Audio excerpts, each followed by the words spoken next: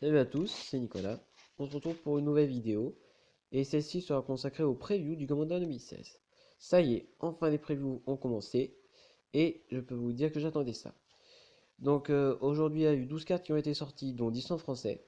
Je vais pas vous faire les deux en anglais, je ferai ça lorsqu'elles seront sorties en français. Désolé les gens. Mais bon, je préfère parce que bon, certes, je suis en aide, mais je préfère quand même vous montrer d'abord en français. Je préfère vous montrer en français, c'est beaucoup mieux.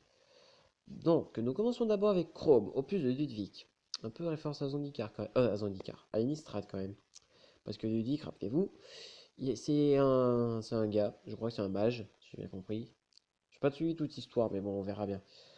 Donc pour 5, dont un bleu et un rouge. Ce qui est étonnant quand même pour un zombie et horreur. Ça vole la célérité. Ça par contre c'est un peu logique. À chaque fois qu'un adversaire lance son deuxième sort à chaque tour, piochez une carte. Donc c'est plutôt sympa. Et donc, par contre, il y a une nouvelle capacité qui est le partenariat. Le partenariat, qu'est-ce que c'est? Vous pouvez avoir deux commandants si les deux ont le partenariat. Et ben franchement, ça, c'est vraiment sympa. En gros, là, c'est très sympa dans cette optique, ce que j'en pense moi, bien sûr.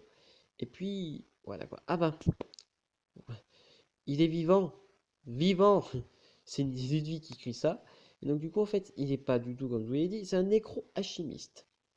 Donc, excusez-moi, c'était juste que je me rappelais plus du texte d'ambiance ou même de qui était Ludwig. Passons. Ensuite, Sidar, Kondo de Jumara, de Jamura, pardon, excusez-moi. Ce nom est assez. Et je sais pas de quoi c'est tiré par contre. Bref, passons.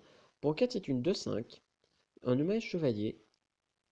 Et donc il a débordement, une capacité qui est de retour. Je sais plus de quelle édition c'est. Bref, à chaque fois qu'une créature sans débordement bloque celle-là, la créature bloqueuse gagne -1/-1. C'est plutôt sympa, parce que comme ça au moins, euh, lorsque par exemple c'est une 1-1 qui bloque, la 1 elle est morte quoi, c'est super cool. Et celle-là est pas mal, je trouve. Elle a encore de partenariat, et les créatures sans vol ou la portée que vos adversaires contrôlent ne peuvent pas bloquer les créatures de force inférieure ou égale à 2. Donc ça c'est génial pour un jeu qui joue vraiment vol et portée. Ça c'est vol plutôt, excusez-moi. C'est vraiment intéressant parce que comme ça au moins on pourra contrer ceux qui volent et ceux qui ont la portée. C'est plutôt sympa. J'aime bien, j'aime bien. Défrichement sylvestre pour 5 dont un rouge et un blanc. Comme là quoi. Et ben c'est un éphémère. On exige jusqu'à 2 artefacts et ou enchantements ciblés. C'est plutôt cher, mais c'est quand même intéressant, hein, quand même. C'est pas mauvais. Et il a recyclage de terrain de base 2. Donc on se défausse cette carte et on va chercher dans notre. Voilà, c'est parce que voilà, on va chercher dans notre bibliothèque une carte de terrain de base, on la révèle, on la met dans notre main. On mélange notre bibliothèque. Franchement, rien à redire. Celle-là aussi, c'est une réédition. Et ça, c'est de Alara, je crois. Je sais plus si le débordement c'était d'Alara aussi, il faudra que je vérifie. Ensuite, Atraxa, voix des Préators. Ça, je pense, je suis sûr même que c'est l'un des 4 commandants. Des 5 commandants, pardon. Et là, du coup, ça serait pour le deck vert, blanc, bleu, noir. Donc en gros, il est contre les Indiens. Désolé, mais c'est juste que. Voilà quoi. C'était obligé. Et cette carte est pas mal, franchement. Vol, vigilance, contact mortel, lien de vie. Je vous expliquerai un petit truc après là-dessus. Et au début de votre étape de fin, proliférez encore une capacité qui revient.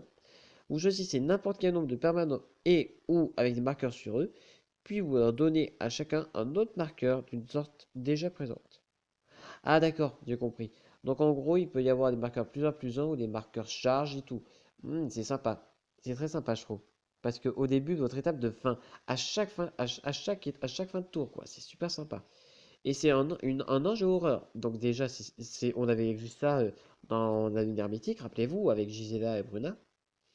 Et franchement, ce que je voulais dire, c'est que regardez, on voit en fait que les 4 couleurs et les 4 capacités mots-clés sont bien en rapport. Vol, c'est plus pour le bleu. Vigilance, le blanc. Contact mortel, le noir. Et pour finir, lien de vie, c'est le vert. Parce que, voilà quoi, c'est super original, je trouve. Et puis, après, c'est une 4-4, donc c'est sympa, c'est un bon body. Et surtout que sa capacité est vraiment pas mal et très très intéressante.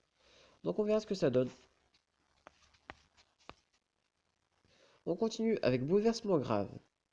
Franchement, ça, déjà, le dessin est en jette. Pour 6, c'est un rituel. Mettez sur champ de bataille sous votre contrôle une carte de créature ciblée depuis un cimetière. Elle acquiert la sévérité.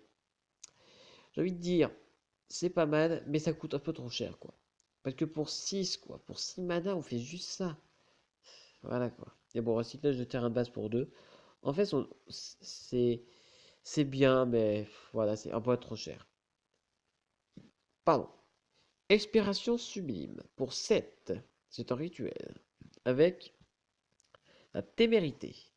Ce sort coûte 1 de moins à lancer pour chaque adversaire. Ouais. Là, du coup, ça coûtera juste combien? Ah, 5. Excusez-moi, je sais au départ qu'il était pour 8. Excusez-moi, c'est pour ça que je dis pour 6 mana quand même faire ça. Non, quand même pour 5, détruisez toutes ces créatures. Ouais, pas mal. Bon, après, pour 5, lorsqu'on joue à 3 contre 3, hein, en 3 contre 1 contre 1 à 3 joueurs, quoi. Expirez et laissez le vent emporter votre âme pour l'éternité. Les textes d'ambiance sont tellement bien faits. Putain, attendez, je regarde. Je regarde juste s'il y en a un. Ah bah non, mince, excusez-moi. Bref, voilà. On continue avec Sphère du Commandant. Cette carte, on la connaît. Pour 3, c'est un artefact qui permet d'ajouter un mana de n'importe quelle couleur de l'entité couleur de notre commandant. Si on sacrifie, on pioche une carte. Une autre carte qui est pareille, sauf que on n'a pas de sacrifice, de tour de commandement. Bruce Tard, berger russe. Alors lui, il m'a fait rire. Parce que franchement, je me suis dit, ça va faire un humain et berger. Et ben non, ça fait un humain et allié. Pour 4 est une 3-3. À chaque fois qu'il attaque, non, qu'il arrive sur jeu de ou attaque, pardon, une créature ciblée que vous contrôlez acquiert des doubles initiatives et il y a jusqu'à la fin du tour. Waouh, pas mal du tout, plus le partenariat. Bon, même si on enlève le partenariat, c'est très fort. Parce que, franchement, je sais pas quoi donner comme exemple. Regardez par exemple Général de Tazri, la commandante des alliés dans le Serment des Sentinelles. Elle est pas mal. Et bah si on lui colle la double initiative et le lien de vie, je peux vous dire qu'avec les marqueurs plus 1 qu'on peut mettre sur elle, et ben je peux vous assurer qu'elle va faire des dégâts. Ensuite, il y a beaucoup de cartes avec le partenariat que j'ai découvert, hein. Attendez. Oui, c'est la dernière carte.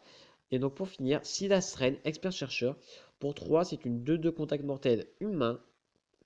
À chaque fois qu'il inflige la subjection de combat à un joueur, on peut choisir une carte d'artefact ciblé depuis notre cimetière et on peut lancer cette carte ce tour-ci.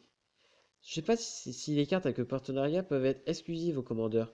Si elles ne le sont pas forcément, c'est très bien parce que franchement, un deck qui joue bleu, noir, artefact, avec par exemple des Éthériens dans Kaladesh, ou même un deck bleu noir, quoi, et ben franchement, je peux vous assurer que ça peut valoir la victoire, ça. Ah, même dans un jeu expert, pardon, excusez-moi. Dans un jeu expert, ça c'est très très bon. Franchement, excusez-moi, j'avais oublié qu'il y avait expert, mais voilà, c'est vrai que expert est très fort, je me rappelle. Et voilà, donc sur ce, c'est sur cette carte que s'arrête la vidéo. Et c'est juste pour vous dire vite fait, mais les dessins sont super bien faits. Ah oui, et aussi, donc c'est ce que je voulais vous parler. Je vais juste faire un zoom sur le logo d'édition. C'est un bouclier et une épée. C'est super original venant de Wizard. Euh, voilà du côté Uncos ce que ça donne. Voilà. Du côté mince, voilà, du côté rare, ça donne ça, ce qui est vraiment intéressant. Et le côté mythique, qui est comme ça. Et bah franchement, c'est l'un des plus beaux symboles que j'ai vu de Magic. Je dis pas ça parce que les autres je les aime pas, mais franchement celui-là, pour l'instant de tout, même de tous les commandeurs et de toutes les éditions qui existent, c'est super original. Je sais pas si après il existera d'autres commandeurs pour qu'ils fassent ça, mais franchement c'est génial. Et franchement, il m'a fait beaucoup rire lui. Bruce Tard. En plus, Bruce Tard, hein, c'est un drôle de nom. Donc je vais pas vous donner les textes d'ambiance, ceux-là vous les connaissez. Bref, j'espère que cette vidéo vous aura plu. Si c'est le cas, n'hésitez pas à laisser un pouce bleu, ça fera toujours plaisir. Et ensuite, lâchez un commentaire si ça vous dit. Et puis, après, je vous ferai. Si jamais demain il y a des cartes qui sortent, si demain il y a des cartes qui sortent, je vais y arriver, et ben je vous ferai une petite preview dessus. Et en même temps, vous pourrez voir deux cartes. les deux cartes qui ont été sorties aujourd'hui, mais qui étaient en anglais. Et puis franchement, bon, là on a peut-être vu des. Attendez, là voilà, on a peut-être vu une référence à Zendikar avec le terme allié, c'est ça que je voulais dire aussi pour cette carte. Et là peut-être côté Alara, avec les cartes artefacts, j'en sais rien. Et Predator, c'est Phyrexia, donc peut-être Phyrexia aussi, j'en sais rien du tout. Et ben voilà, et là, Innistrad. Là, je trouve que ça peut être sympa.